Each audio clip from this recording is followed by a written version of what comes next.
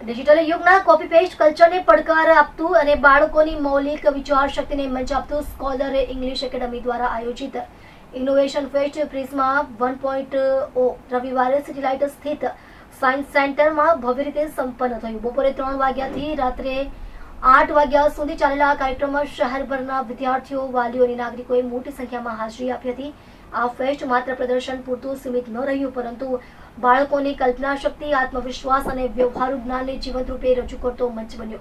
બાળકો દ્વારા તૈયાર કરાયેલા સાયન્સ પ્રોજેક્ટ્સ, AI આધારિત મોડલ્સ અને ઇનોવેટિવ આઈડિયાઝે ઉપસ્થિત સૌને આકર્ષ્યા હતા। સ્કોલર ઇંગ્લિશ એકેડમીના ટ્રસ્ટી રાજેશ મહેશ્વરી જણાવ્યું કે આર્ટિફિશિયલ ઇન્ટેલિજન્સના વધતા ઉપયોગ વચ્ચે બાળકોમાં પોતે વિચારવાની અને પ્રયોગ કરવાની ક્ષમતા ઘટી રહી છે। પ્રિઝમા 1.0 દ્વારા અમે સંપૂર્ણપણે ઓફલાઈન પ્રવૃત્તિઓ પર ભાર મૂક્યો, જેથી બાળકો પોતાના હાથોથી બનાવેલા મોડલ્સ અને વિચારોથી લોકો સામે રજૂઆત કરી શકે। કાર્યક્રમનું સૌથી મોટું આકર્ષણ રહ્યું કે શાળાના બાળકો પ્રથમ વખત મંચ પરથી પોતાના સ્ટાર્ટઅપ અને બિઝનેસ આઈડિયા સામાન્ય જનતા સામે રજૂ કરતા જોવા મળ્યા।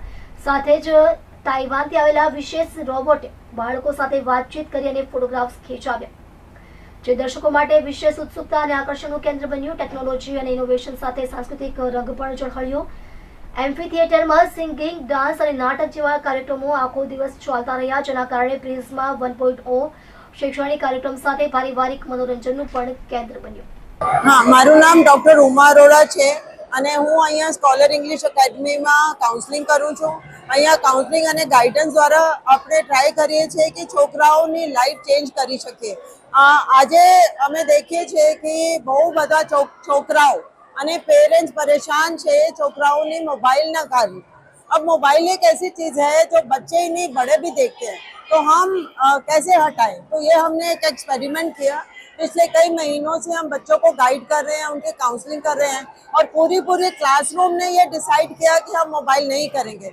और आपको मैं बताना चाहूंगी कि ये सिर्फ 5th स्टैंडर्ड के बच्चों ने, 4th स्टैंडर्ड के बच्चों ने ये एक मुहिम छेड़ी कि हम मोबाइल नहीं करेंगे। और आज यहाँ भी हमने एक्सपेरिमेंट किया जिसमें कुछ बच्चों ने मोबाइल देखा और कुछ बच्चों ने नहीं देखा। जिन्होंने मोबाइल देखा उनकी आंखों पे, उनके दिल पे, उनके दिमाग पे, उनके फोकस पे, हैंड आई कोऑर्डिनेशन पे बहुत नेगेटिव असर रहा।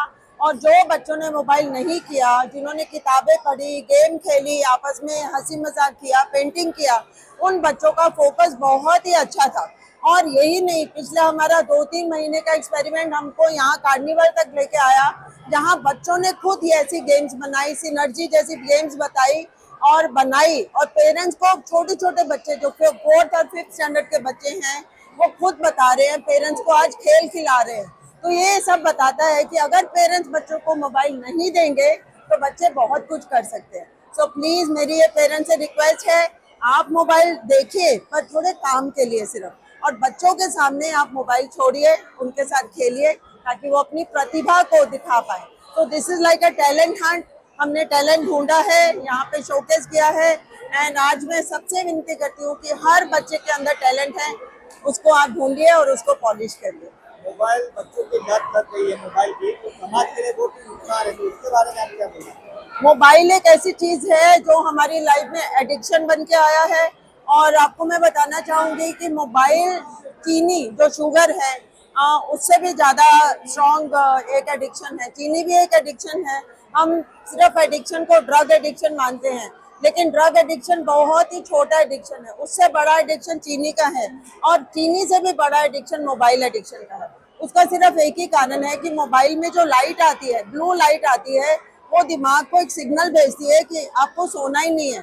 तो आप सोएंगे नहीं, जागते रहेंगे, कंटिन्यू जागते रहेंगे, तो आप कुछ करना चाहेंगे और वो लाइट आपको हमेशा उस मोबाइल की स्क्रीन के ऊपर एडिक्ट बना देती है। आपकी आंखें, जब भी आप देखो कोई मोबाइल कर रहा है, चाहे बच्चा हो या बड़ा हो, अपनी आंखें हटा ही नहीं पाता, चाहे वो लिफ्ट के अंदर जा रहा है, सीढ़ी से उतर रहा है या सड़क पे चढ़ रहा है।